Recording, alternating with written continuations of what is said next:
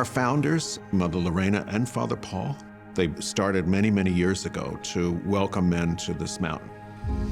When you first get up here, you'll have to introduce yourself if you're new. And they say, tell us your name, where you're from, and what your drug of choice is. Both started to call the men that came to Graymoor Brothers Christopher. Why? Because we see in them the Lord coming to us. And that term, drug of choice, tripped me up, because to me it was a drug of necessity. It wasn't a choice. Father Paul was ahead of his time. Everybody was welcome. So even then, it was black, white, whoever people were. There was no discrimination. I always just wanted to be by myself, hiding, shame and guilt and fear. Father Paul began working with the men and realized that they had addictions and that it's going to harm everyone in a family if it continues.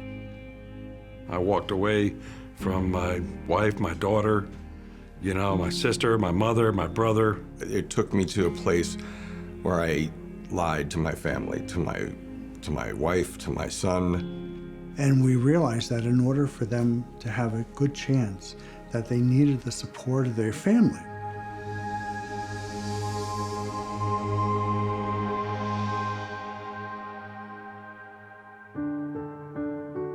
St. Christopher's Inn, the family aspect is so important in recovery because everyone in the family is either affected by it or plays a role in it. Families are involved when the men get addicted.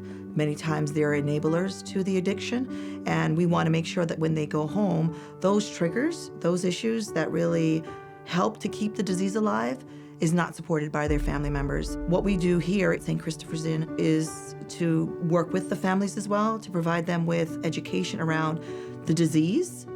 A lot of people think that if you just stopped drinking or stopped doing this, you'll be fine. But there's a whole other part of your life that is affected, and it's that needs healing. And in some ways, the use of drugs and alcohol becomes a symptom of other things that are deep-rooted. A lot of them go back to childhood and families. It's a missing piece. It gives the opportunity to clear the air. I try to scrape off the old concrete from the old foundation that the disease has nicely created. And I try to build up a new relationship through the family program. There's often, boundary issues in families. There's a lot of secrets. There's a lot of let's not talk about the elephant in the room. There's a lot of enabling that parents don't even realize, because what may seem natural to a parent to help their child in need or their spouse in need, they end up contributing to the problem without knowing it. If somebody is addicted, that affects their entire family situation. A lot of times alcoholics and addicts say, well, I'm not hurting anybody but myself, and that's a giant, giant lie. What brought me into St. Christopher's was my then 18-year-old son catching me in the lies. Not once, not twice, but 3 times. And screaming at me and begging his mother to send his father to rehab. Being that I'd been in the program of Alcoholics Anonymous, my wife a couple of times said, no, Dad'll be okay, he'll go back to meetings. And I took that out. I took it for all I could get. Family members think if they just, do better or do more or do different, that they can somehow control the other person's using. Like if I bail him out of jail this time, he'll stop using. And it's like no matter what you try, it doesn't work. It would take both sides cooperating and working together and respecting each other for this to really, really be as powerful as it can be. The family members have to say to them, no, this is not tolerated. We love you too much to allow you to do this kind of stuff to yourself. And we love you too much to allow you to treat us this way. And if you talk about a dose of reality, it's being a father yet sitting on the other side of the table from your son.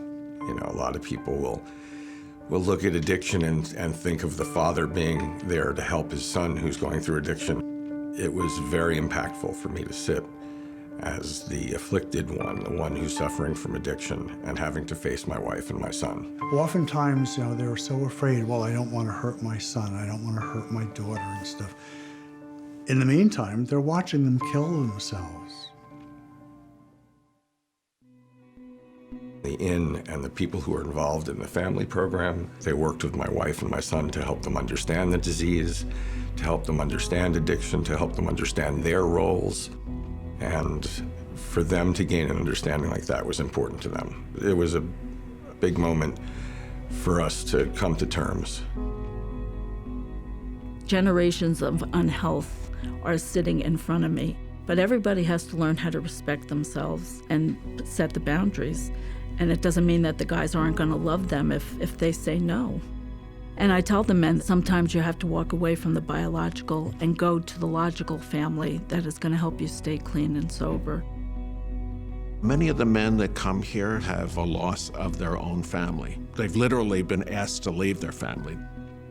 This is why the importance of us calling them Brothers Christopher. And they discover something that they never had. They discover a brotherhood, which is part of family. And I think that sense of belonging and being accepted makes them feel like they've come home. Today, as a result of being a Brothers Christopher, I have a huge extended family of not only the Brothers Christophers that I came through the program with, but also Brothers Christophers that I've met who have come behind me, their families. It's people that I've met in the rooms. It continues to grow. So I'm connected and in ways that I never imagined. The bond you have with the other men, the men that you went through it with, is extremely strong, and you learn to care for others. We all help one another. It's the whole sense of brotherhood. That means that they affirm one another when they're doing great, and we pull one another up when we're not doing so great.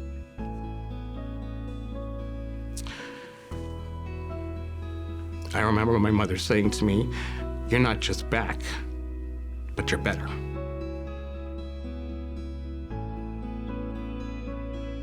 The Friars aren't just here to house you and clothe you and feed you. They listen to you, they talk to you, they understand this disease like nobody else, and they have such a sympathetic ear, yet there's nothing they haven't heard. I wouldn't have what I have without being here. And that's why I come back to give back to the guys and let them know that, you know what, there's hope out there. This is home. To me, this is home on this mountain.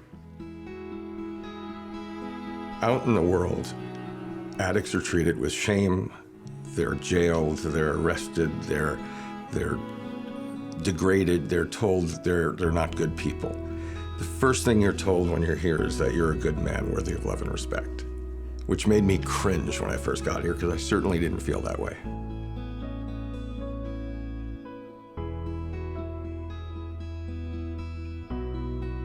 I could spend a lot of time talking about my gratitude towards the Friars.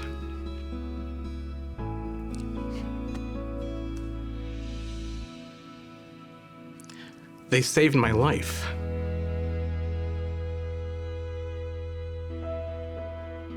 When we see them at the end of their stay here, for clients who complete the program, we do what's called a separation. It's kind of known in the community that the thrift shop at St. Christopher's Inn, that the men get suits when they leave here, and so we get a lot of people donating suits. And you really have to earn that suit, so to speak. It's a wonderful building, and so you walk up to the third floor up these big wooden steps in this old stone building. And then, you're looking through these racks of suits that were given to the inn by people who don't even know us, in beautiful condition. Sometimes they're brand new. And just try something on. You look in the mirror, and suddenly you have a whole new picture of yourself. You see a future.